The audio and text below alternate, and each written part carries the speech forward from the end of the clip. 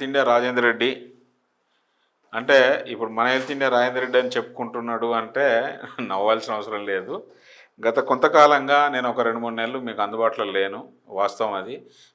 చాలామంది నాకు పర్సనల్గా మెసేజ్ చేస్తూ ఉన్నారు, అన్న మరి ఏంటి మీరేం స్పందించట్లేదు, మా బాధలు ఏం పట్టించుకోవట్లేదు, హెల్త్లో చాలా అక్రమాలు జరుగుతున్నాయి, అన్ని ఇబ్బందులు జరుగుతున్నాయి అని చెప్పినారు. సరే, నేను ఈరోజు మీ ముందుకు వీడియోతో వస్తున్నా. ఇవాళ వీడియోతో నచ్చేది ఏంటి అని అంటే, ఒక సంఘటన జరిగింది. ఆ సంఘటన కూడా మనం చెప్పాల్సింది ఏంటి అని అంటే, మిర్యాలగూడలో నిజంగా వాళ్ళు నకిలీ డాక్టర్లా. మిర్యాలగూడలో కంటి అంటే డిఏఓ అంటారు కదా, డిప్లొమా ఆప్థమాలజీ అంటే అసిస్టెంటా ఏదో ఆప్థమాలజీ అసిస్టెంటే అంటారు అనుకుంటా. వాళ్ళు డిఓఏ అంటే డిప్లొమా ఆప్థమాలజీ అసిస్టెంట్. వాళ్ళు గత కొంతకాలంగా అంటే నాకు తెలిసిన సమాచారం ప్రకారం 15-20 ఏళ్ళ నుంచి వాళ్ళు అద్దాల షాపులు నడుపుకుంటూ బేస్ లైను ఇక పోనీ అది నడుపుకుంటూ వాళ్ళు చేసేటువంటి పనిని, వాళ్ళు చేసేటువంటి ఈ వృత్తిని ఇవాళ మన వాళ్ళు మాట్లాడింది ఏంటి అని అంటే, ఏం జరిగింది, ఏం జరగాల్సింది, నిజంగా వాళ్ళు నకిలీలా, వాళ్ళు చేసినటువంటి తప్పిదం ఏంది, వాళ్ళని నకిలీ అనాల్సినటువంటి పరిస్థితి ఏంది అనేది ఒకసారి మనం కనుక పరిశీలించినట్టయితే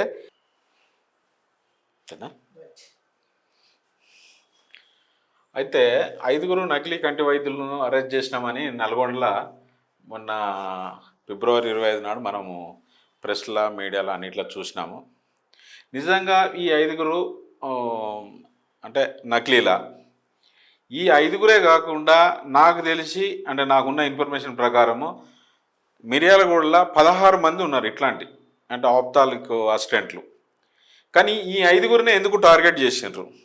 కొంతమంది డాక్టర్లను నేను సంప్రదిస్తే, క్వాలిఫైడ్ వాళ్ళను, తెలంగాణ మెడికల్ కౌన్సిల్ వాళ్ళు ఏం చేసినారని అంటే, వీళ్ళే ప్రిస్క్రిప్షన్ చేసి మందులు రాస్తున్నామని చెప్పి ఒక ఆరోపణ చేసినారు. రెండో ఆరోపణ ఏంటి అని అంటే, వీళ్ళే ఆపరేషన్లు చేస్తున్నారు, వీళ్ళు ఆపరేషన్ చేయడం వల్ల ఒక వ్యక్తికి కుడి కన్నుకు ఇబ్బంది అయింది అనేది వాళ్ళు ఒక ఆ పేషెంట్ పేరు కూడా మనం మాట్లాడడం వేస్ట్.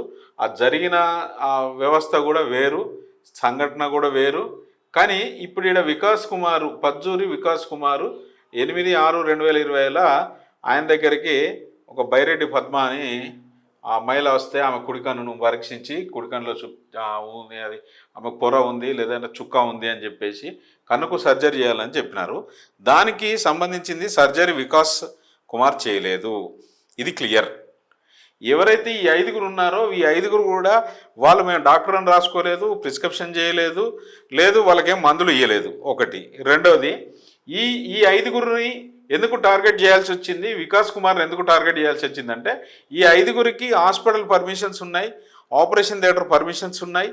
రెండోది, అక్కడ ఉన్నటువంటి ఎవరైతే ఆప్థాల్మిక్ డాక్టర్స్ ఉన్నారో, నా ఉద్దేశం నేను చెప్తున్నా, నేను తెలుసుకున్న వివరాలు చెప్తున్నా, వాళ్ళకి హాస్పిటల్ నడవట్లేదు. నడవకపోయేసరికి ఏం చేయాలి, ఈ 5 కట్టడి చేయాలి. ఈ 5 కంటే ఇంకా మిగతా 11 మంది ఉన్నారు.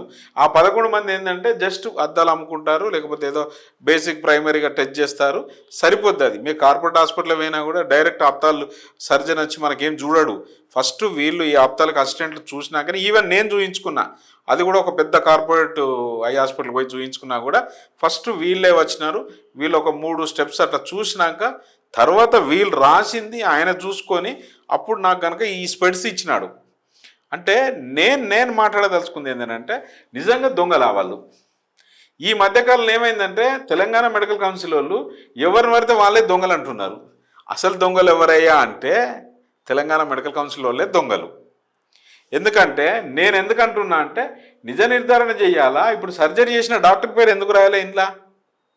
సర్జరీ చేసిన డాక్టర్ను ఎందుకు మీరు క్వశ్చన్ చేయలేదు? సర్జరీ చేసిన డాక్టర్ గురించి ఎందుకు ఇందులో మాట్లాడలేదు? ఎందుకు ఆయనను కేసులో ఇన్వాల్వ్ చేయలేదు? నిజంగా ఆమెకు సర్జరీ అయింది, కన్నుకు ఆపరేషన్ అయింది, కన్నుకు ఎక్కడ ప్రాబ్లం లేదు, ఆమెకు వీళ్ళు ఆప్థాలిక్ వాళ్ళు చెప్పింది ఏంటంటే 6/9 అంటే దట్ ఈస్ క్లియర్. ఆ పేషెంట్ను వేరే 2-3 దిక్కులు కూడా చూయించినారంట, క్లియర్గా ఉంది. ఇదంతా ఒక రకం అయితే, రెండో రకము, మీరు ఇవాళ వీళ్ళని నకిలీ వైద్యులు అని షో చేసి వాళ్ళను ఆ, అంటే అరెస్ట్ చేసి హంగామా చేసి, దీనికి ఈ హంగామాకి పోలీసు వాళ్ళు కూడా మరి ఎందుకు మాట్లాడినారు, ఎందుకు తెలుసుకోలేదు నాకు కూడా అర్థం కాలే. నకిలీ ఇప్పుడు ఈయన పజ్జూరి వికాస్ కుమార్ ఎవరైతే ఉన్నారో ఆయనే నేను డాక్టర్ అని ఎక్కడ రాసుకోలే. ఈడేమని రాసినట్టే నేత్ర వైద్యం చేయడానికి ఎలాంటి అర్హతలు లేవు, కేసులు పెట్టడం జరిగింది. వాళ్ళు కె రాజశేఖర్ రాజు, తర్వాత ఇటు విషయంలో ఎస్డిపిఓ మిర్యాలగూడ పర్యవేక్షణలో Miryalaguda town SI, town inspector, తర్వాత దానికి సంబంధించినటువంటి ఈ అంటే పోలీసు వాళ్ళు ఆప్తాలమిస్టు అర్హత లేకున్నా వేరొక పేరు మీద తానే డాక్టర్ అని చెప్పుకొని ఆసుపత్రికి వచ్చే రోగులకు వైద్యం చేస్తున్నాడని సదరు పజ్జూరి వికాస్ కుమార్ని అరెస్ట్ చేయడం జరిగింది.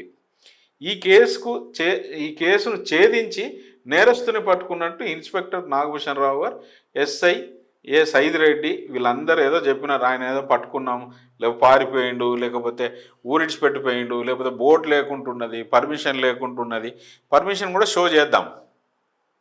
వీళ్ళకి ఒకటి డేమడొచ్చ నుంచి పర్మిషన్ ఉంది, వీళ్ళ దగ్గరికి వచ్చి క్వాలిఫైడ్ సర్జరీ చేసినాడు. కానీ ఇప్పుడు ఈ అంత సరే పోలీసులది ఒక పక్క పెట్టినా, జనాలది ఒక పక్క పెట్టినా, ఇవాళ అతి ఉత్సాహం ప్రయోగించినటువంటి తెలంగాణ మెడికల్ కౌన్సిల్కి నేను క్వశ్చన్ చేస్తా ఉన్నా.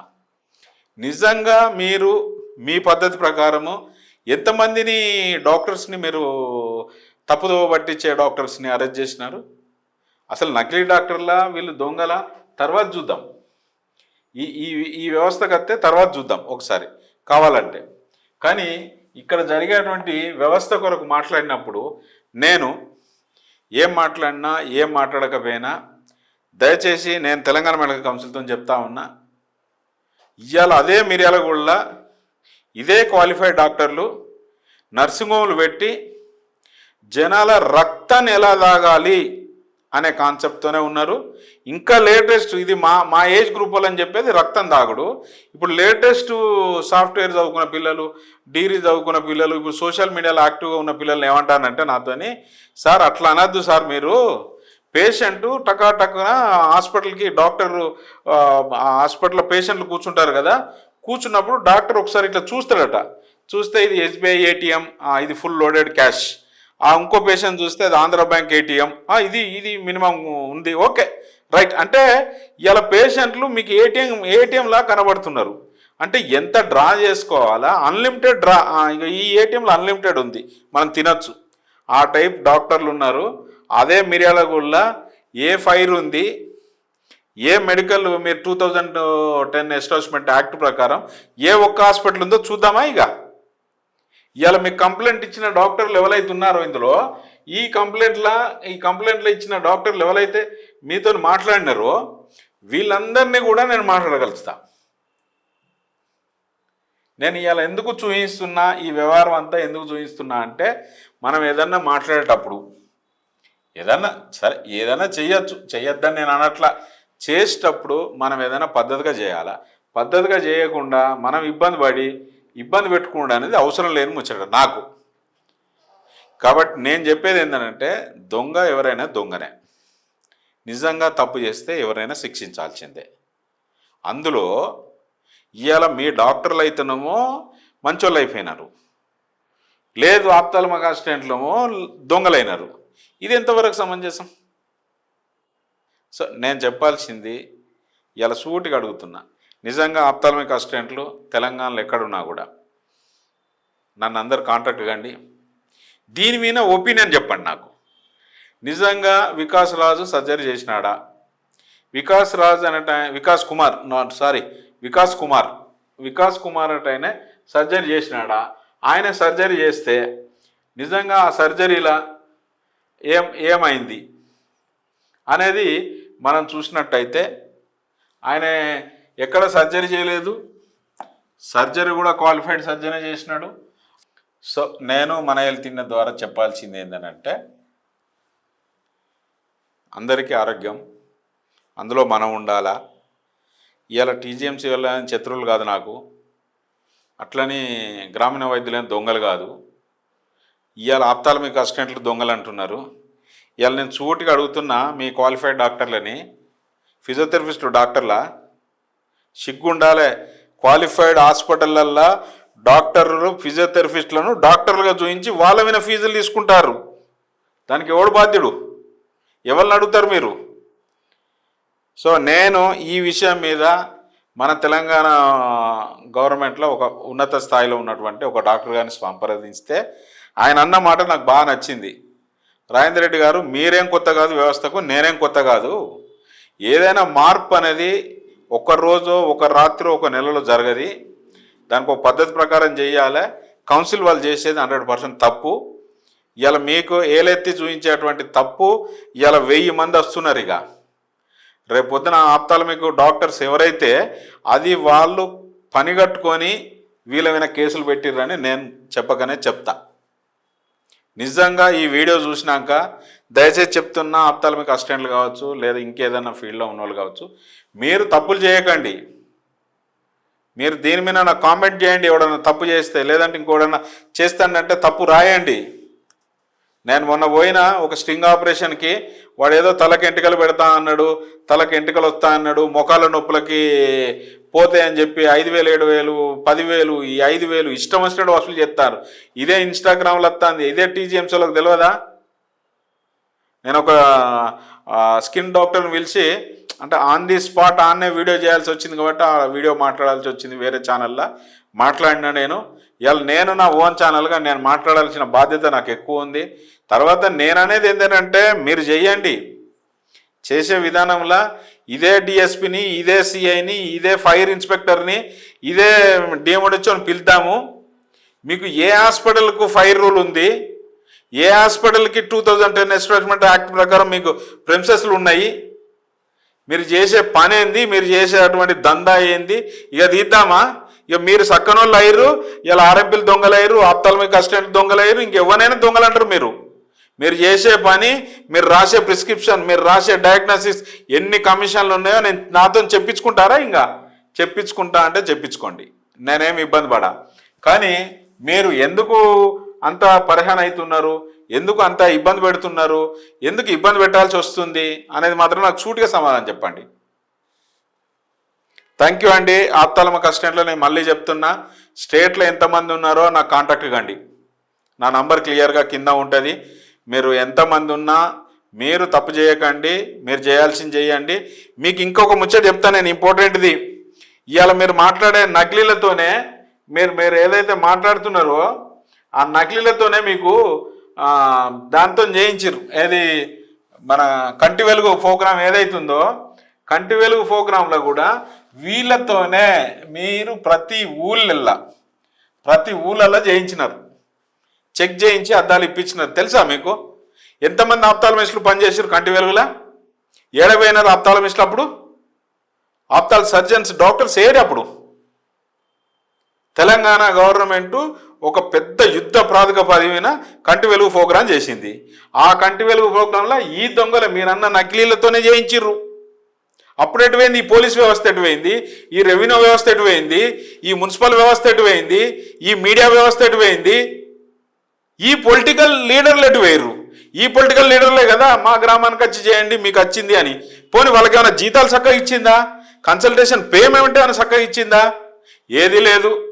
ఇవాళ మీరు మాట్లాడేటోళ్ళు నకిలీలు అనే మాట మాట్లాడకండి. తప్పు చేస్తే శిక్షిద్దాం, తప్పు చేయకపోతే వదిలేద్దాం.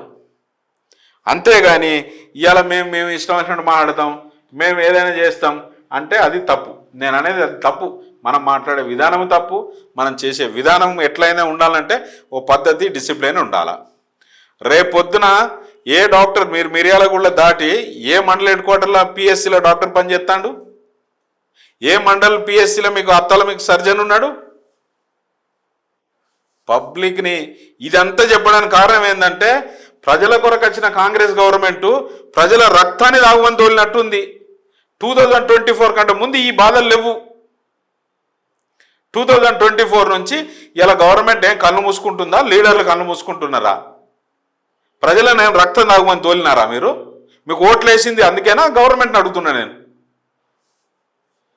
ఈ విషయాలల్లో ప్రభుత్వం విచ్చలవిడిగా వైఫల్యం చెందింది. ప్రభుత్వం అందియేది ఒక పక్కకు, ప్రభుత్వం చెయ్యను కూడా చెయ్యది. పోనీ వీళ్ళని చేస్తా అంటే నకిలీలు అంటది. పోనీ ఇప్పుడున్న ఇదేదో టీజీఎంసీ ఏంటంటే వాళ్ళు ఒక మేమే ఇంకా దేశాన్ని మొత్తం కాపాడుతాం, దేశాన్ని కాపాడు కాదు కదా, మీ క్వాలిఫైడ్ వాళ్ళని కాపాడుకోండి, మీ క్వాలిఫైడ్కు ఆన్లైన్లో వచ్చిన కంప్లైంట్లు రివ్యూ చేసి ప్రెస్ మీట్ పెట్టండి. దయచేసి ఆప్తాల్మా అసిస్టెంట్లను తెలంగాణ మొత్తం ఎంటైర్ తెలంగాణ ఆంధ్ర చెప్తున్నా నేను, ఎవ్వరు బాధపడాల్సిన అవసరం లేదు, భయపడాల్సిన అవసరం లేదు. మీరు నా నంబర్ కాంటాక్ట్ అయ్యి ఇవాళ క్వాలిఫైడ్ డాక్టర్లు చేసే దందాన్ని బయట పెట్టండి. ఇక అప్పుడు తెలుస్తుంది ఇక ఏం లెన్స్ ఇస్తారో తీర్తిగా. నేను ఇప్పుడు ఇక 50,000 లెన్సు, ₹1,00,000 లెన్స్ అన్నీ తీద్దాం. ఇక ఆ లెన్స్ ఎంత పడుతుంది, మీరు పేషెంట్కి ఎంత ఛార్జ్ చేస్తారు తీసుకుందామా, రోడ్డు మీద కూర్చొని పరువు తీసుకుందామంటే ఆప్తాలకు డాక్టర్స్ నాతో మీటింగ్ రండి, లేదా నాతో మాట్లాడండి రండి. ఇవాళ ఆప్తాలకు అసిస్టెంట్లు మీ దగ్గర లేకుండా మీరు పైసలు సంపాదించుకొని పొద్దుగాల వచ్చి వాడు అంత పని చేసి పేషెంట్కి అన్నీ చూసుకొని స్కాన్ కాడ ఆప్తాలకు అసిస్టెంటే చెప్తాడు, చెక్ చేసేది ఆప్తాలకు అసిస్టెంటే.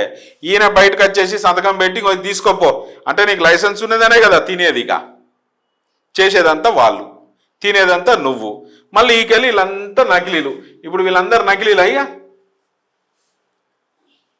థ్యాంక్ యూ ఆప్తాల్మిక్ అసిస్టెంట్లకు. నేను మళ్ళీ చెప్తున్నా, కంటి వైద్యులు అందరూ నకిలీలు అనేది తప్పు. వాళ్ళు వైద్యులే కాదు, వాళ్ళు ఆప్తాల్మిక్ అసిస్టెంట్లే ఎన్నటికైనా. వాళ్ళు కూడా అంటారు, నేను కూడా అంటే, ఎవరైనా అంటారు. కానీ కొందరు పని కట్టుకున్నారు, వాళ్ళ డాటా నేను తీసిస్తా.